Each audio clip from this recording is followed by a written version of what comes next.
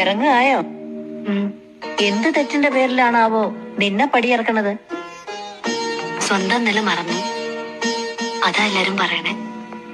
അങ്ങനെയാവുമ്പോ കൂട്ടത്തിൽ ഒരു ആൺകുട്ടി കൂടി ഇല്ലായിരുന്നോ? അവനെന്താ ശിക്ഷ? ആൺകുട്ടിക്കും കിട്ടിയല്ലോ. ഒരുപാട് വിഷമിക്കണുണ്ട്. ഇവിടെ വാ. പുതിയതാ?